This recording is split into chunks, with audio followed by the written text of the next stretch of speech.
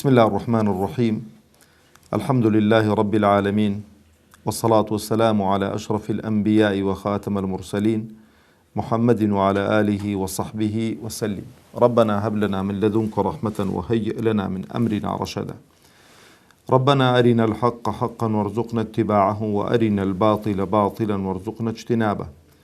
ربنا اغفر لنا ولإخواننا الذين سبقونا بالإيمان، ولا تجعل في قلوبنا غلا للذين آمنوا ربنا إنك رؤوف رحيم. آمين. برایانی بەڕێز خۆشحاڵم کە لە دەرسێکی تر بە خزمەتتان دەگەمەوە، دەرسی شەرحی مەتنی عەقیدەی تەحاوی.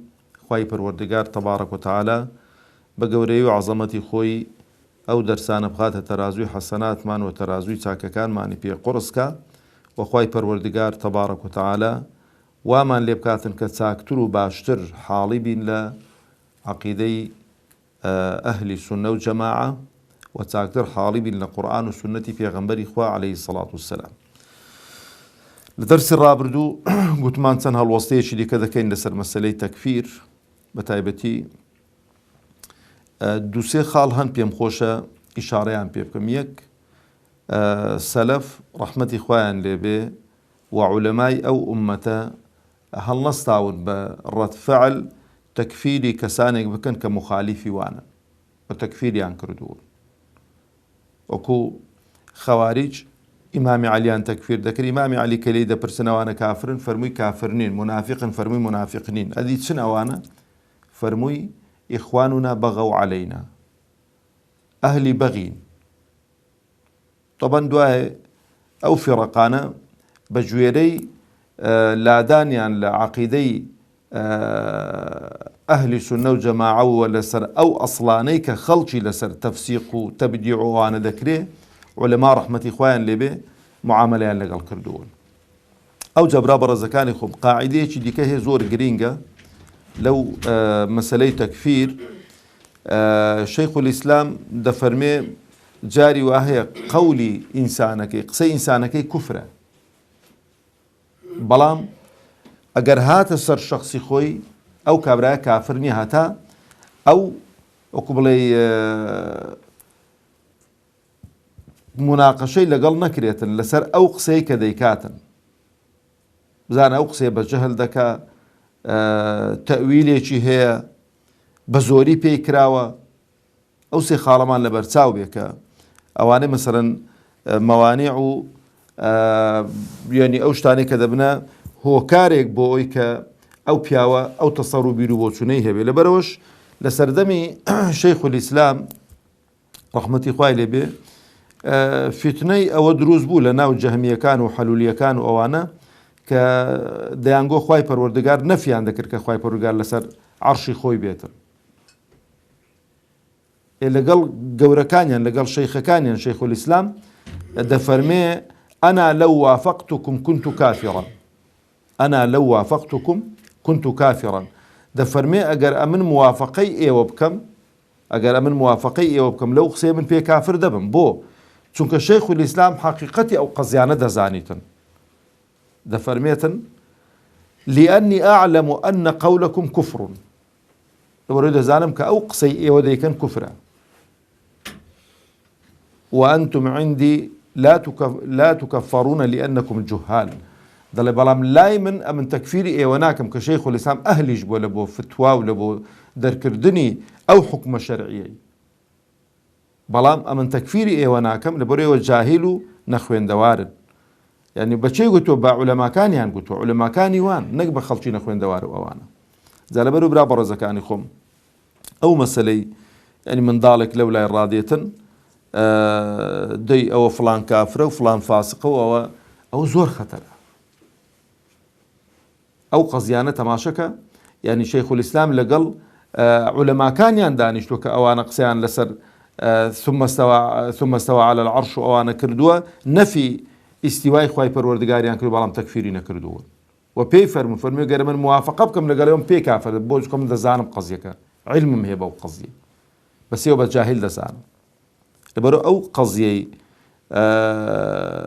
تەبدیع و تەفسیق و تەکفیر و ئەوانە زۆر خۆی لێ پارێزین. و کەسێکیش کە قسەیەک دەکاتن دەبێ حکمە شەریعەکەی بۆ بەیان بکرێت کابراگە ئەهل بێتن یعنی علمی لا بێتن پێی بگوترێتن مەدای خطوڕەتی ئەو قەزەیە کە چۆنە و چۆن نییە. بين سر بابتي يجي كذا فرمي ولا نقول لا يضر مع الإيمان ذنب لمن عمله. طبعا ليرانا دبرا برزكاني خم بشكل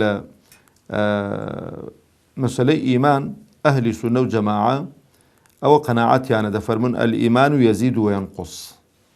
إيمان حالتي كنية كدروس بو دامزرا وەکو خۆی بمێنێتەوە و جاهەرچی دەکەی یان نایکەی. ئیمان ماشەڵڵا ئەتوانم بڵێم لە تەرازووی زێڕینگری حەساسترە چونکە حەساسترین تەرازووی زێڕینگریە وەنیە یعنی دەبێت زۆر بە حەساس بێت چونکە گرانە زێر یعنی هەموو شتێکی دەخوێنێتەوە زۆر بە وردەکاریان دروست کردووە.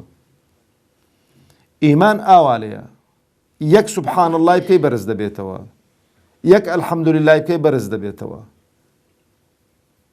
لە دڵی خۆتدا فکر لە گەورەی و عەزەمەتی خوای پەروەردگار بکەی بەرز دەبێتەوە بۆ مزگەوت بڕۆی بەرز دەبێتەوە یعنی ئەو ئیمانە زیاد دەکاتن یعنی کاتێک کە نوێژی جەماعەت دەکەی ئیمانەکەت زیاد دەکاتن تەسبیحات دەکەی ئیمانت زیاد دەکاتن و قورآن دەخوێنی ئیمانت زیاد دەکات لە مەجلیسی ذکردا دەنیشی ئیمانت زیاد دەکاتن و سەقفی زیادبوونی ئیمانەکە یان سەقفی گەیشتنی زیادبوونی ئیمانەکەی دیار نییە.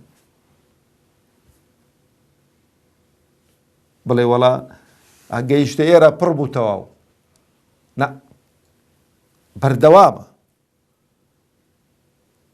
هەتا لە هەندێکاوە مناقەشەی عولەما دەفەرمون ئینسان دەتوانی بگاتە ئاستی مەلایکەتانی خوا هەندێک دەڵێن ڕەئیەکە دەڵێ جاری وایە ئینسان لە مەلایکەتانیش باشتر دەبێتن لە هەندێک حاڵەتدا کە زۆر عیبادەت و خواپەرستی و هەرچی کە خوا نەهی لێ کردو وازی لێ دینیت و بەڵام لەگەڵەوەی کە تاعەت و عیبادەت و خواپەرست ئیمان بەرز دەکەنەوە و زیادی دەکەن و ئینسان بەرەو هەڵکشان دەڕواتن گوناه و تاوان و مەعسیەت و سەرپێچیش ئینسان نزم دەکاتەوە تا ئەسفەل و سافلین لەبەرەوە و ئینسان ئەوە نییە برانی بەڕێزم بڵێ کاورا کە ئیماندار بوو شوعەبی کوفری و نیفاقیشی تێدا نەبن لەبەرەوە دەڵێ ئەلئیمان و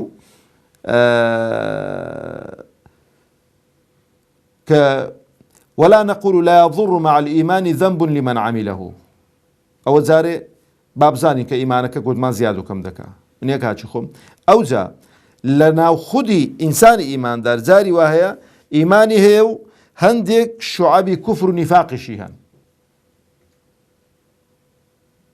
يعني وين يبلي ولا كابرا إيمان داري خالص أو إن بلام أو صفته أهاوك بيغمبري خو عليه الصلاة والسلام ده فرمي آية المنافق ثلاث إزاري هرسك لخود إيمان داري دا موجود بلا مو إيمان دار خو منافق نيا صفتي منافقانها صفتي كافرانها ده فرمي ولا نقول لا يضر مع الإيمان ذنب لمن عمله أما نالين لقال ويك كابراك إيماني دا مزرا گناه تاواني كردن زرري بيناقات بلام تكفيري ناكي نالين مخلدة شكو بيتسواني فرقي ضال اواني ك ديانگو كابرا مثلا گناهي قوري كرد كل الرابر دو باس مان كرد كابرا بأبدي لنا واقري دوزخ دا دميني توا بس وانية أهل سنة وجماعة دا فرمي إمنالين لقل إيمان دا گناه تاوان زرر بإنسان ناقينيتن زرر بإنسان دا قينيتن بلا مگر أهل إيمان بو أو إنسان مخلد نابي لنا واقري دوزخ دا بهمي شيري وندري ناميني توا وأو زابرا برزكاني خم دا كويتا برسي مشيئتي خواي پروردگار تبارك وتعالى بوتنية قصبكي كي سادية السري لەوەی کە چێ دەچێتە بەهەشت چێ دێتە دۆزەخ. ئەوجا دەفەرمێ وەنەڕجو للمحسینینە من المؤمنین ئەها وەنەڕجو وەنوقڕ نییە ئەگە بیگۆت با وەنوقڕ مصیبەتە بەڵام دەفەرمێ وەنەڕجو دائیمەن ڕەجا لە خوارەوە بۆ سەرەوەیە یعنی تەمەنامان وایە لە خوای پەروەردگارەوە تەبارەک و تەعالا للمحسینینە لە بۆ چاکەکارانی ئیمانداران ئەن یعفو عنهم کە خوا لێیان خۆش بێت.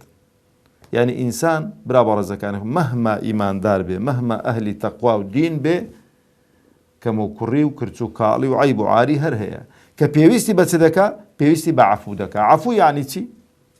یعنی چاوپۆشی، محاسبە نەکردن، مناقەشە لەگەڵ نەکردن، لێ نەپرسینەوەیەکی قوڵ کە سزای بەدوادا بێتن کە خوای پەروەردگار تەبارەک و تەعالا مەبەستی چێ؟ ئەن یعفوە عنهم ربهم مەبەستی کە خوای پەروەردگار تەبارەک و تەعالا لێیان خۆش بێ ويدخلهم الجنة و بیان باتە بەهەشت بەچێ برحمته. لە کاتی خۆی لە بەرنامەکان باسمان کرد کە مەسەلەی کردەوە عەمەل ئینسان بکردەوە عەمەلی خۆی دەچێتە بەهەشتیان بە ڕەحمەتی خوای پەروەردگار بە ڕەحمەتی خوای پەروەردگار، بەڵام کردەوە و عەمەلیش هۆکارێکن بۆ چوونە بەهەشتی ئینسان و بۆ پلەبەرزی ئینسان لە بەهەشتی خوای پەروەردگار و تەبارەک و تەعالا. ولا نأمن عليهم ولا نشهد لهم بالجنة دەفەرمێ وەچی بڵێ پشتەستوریش نین بڵێن وەڵا ڕاست هەرچی ئەهلی ئیمانە و هەرچی بە زاهیریەکە بینی وەڵا ڕاست تۆ بەهەشتەیە.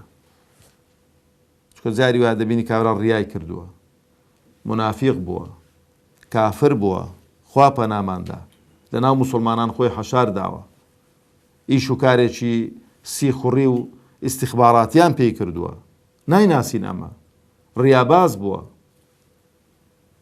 لەگەڵ دایک و باوکی باش نەبووە. وەڵحاصل خاڵ زۆرن کە ئینسان خوا نەخواستا کار و کردەوەکانی پووسەڵ ببنەوە. لەبەرەوە دەفەرمێتن وەلا نەئمەن عەلەیهم بەخوا لەگەڵەوانەشدا ئێمە ئەمین نین لەوەی کە ئەو ئینسانەدا خوا دەچێتە بەهەشتیان نا یان خوای گەورە ئەو دوعای ئێمە جێبەجێ دەکاتن یان نا کە ئەو ئینسانەی بباتە بەهەشت. لەبەرەوە دەفەرمێ ولا نشهد لهم بالجنة وشایەتیشیان بۆ نادەین کە ئەوانە بەهەشتین. لەبەرەوە برا بەڕێزەکان غەیری ئەو سەحابانەی کە پێغەمبەری خوا عەلەیهی سەڵات وەسەلام شایەدی بەهەشتی بۆ داون دروستنی ئەو سەحابانەی دیکە کە مەسەلەن سەحابە بوون بەڵام شاهێدی بەهەشتیان بۆ نەدراوە چ لە قورئان و چ لە فەرمودەکانی پێغەمبەری خوا عەلەیهی سەڵات وەسەلام دروست نییە بڵێ وەڵا فڵانکە سەحابا لە بەهەشتەیە ناوی بێنی کە ناوی نەهات بێتن لەوەی. خوازیارین کە خوای گەورە تەبارەک و تەعالا لێیان خۆش بوو بێ و پلە و پایە بەرزکردنەوە و ئەهلی بەهەشتن ئینشاء الله تعالا ئەهلی بەهەشت بن.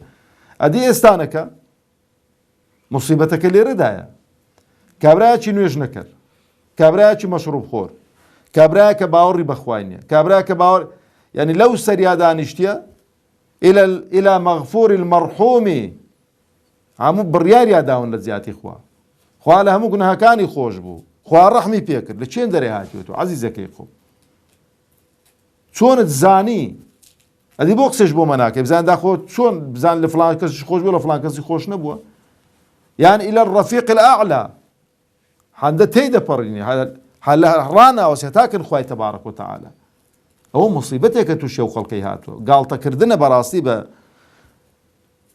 قیامەت و بە ئەسراری وەچی گۆتی ئەو خەڵکەی کە هەریەکە و بەرەو کوێن دەرێ دەڕوات. هیوا هەیە کە ئەگەر حکمی ئیسلامی بێ حکمی موسڵمانان بێ بەخوا برا هیوا هەیە ئەسڵەن نابێ لە قەبرستانی موسڵمانانیش بنێژرێتن. معقول نییە کابرا مەسەلەن لە ژیانی خۆیدا حتا ماوە دژمنایەتی خوا و پێغەمبەری خوای کردووە لە بۆ دەستاویش نەچۆتە مەرافقەکانی مزگەوت سزای بێتە مزگەوت دوو ڕکەعات نوێژ بکاتن.